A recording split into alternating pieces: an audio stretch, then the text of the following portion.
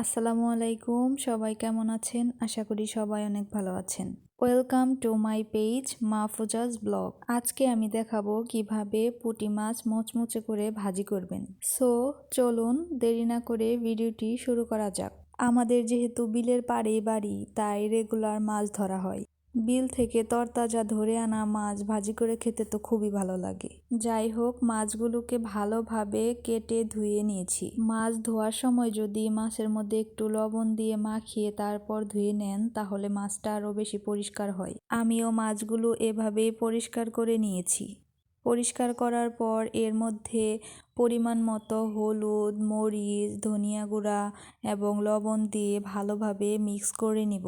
এই তো আমি ভালোভাবে মাছের সাথে এগুলো মিক্স করে নিচ্ছি। এরপর চুলার মধ্যে একটা প্যান বসিয়ে এর মধ্যে পরিমাণ মতো তেল দিয়ে দিলাম।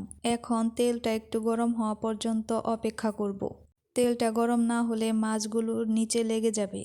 তেলটা গরম হয়ে গিয়েছে, এরপর এর মধ্যে পুঁটি মাছগুলো দিয়ে দিলাম। প্রথমে আমি একটা একটা করে দিচ্ছিলাম, পরে দেখি অনেক সময় লাগে, তাই বাটি ধরে ঢেলে দিলাম। এরপর মাছগুলোকে আলাদা আলাদা করে একটু ছড়িয়ে ছিটিয়ে নিলাম। মাছের এক পিঠ ভাজতে দিয়ে অন্যদিকে আমি পেঁয়াজ কাঁচামরিচগুলো কেটে নিলাম। পেঁয়াজ কাঁচামরিচ কাটতে কাটতে আমার মাছের এক পিঠ ভাজা হয়ে গেছে, এরপর উল্টিয়ে নিলাম।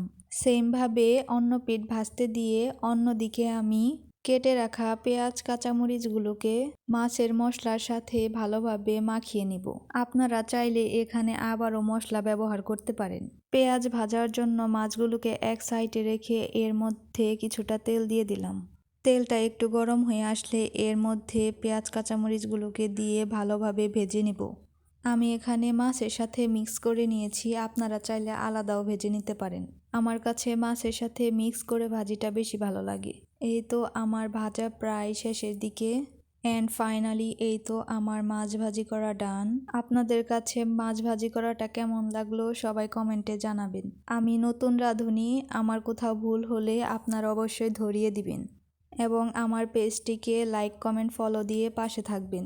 আপনি যদি ইউটিউব থেকে দেখে থাকেন তাহলে অবশ্যই চ্যানেলটি সাবস্ক্রাইব করে দিবেন আর পাশে থাকা বেল আইকনটি অন করে দিবেন, যাতে নতুন নতুন ভিডিও সর্বপ্রথম আপনার কাছেই যায়। আজকে এই পর্যন্তই। সবাই ভালো থাকবেন, আমার জন্য দোয়া করবেন।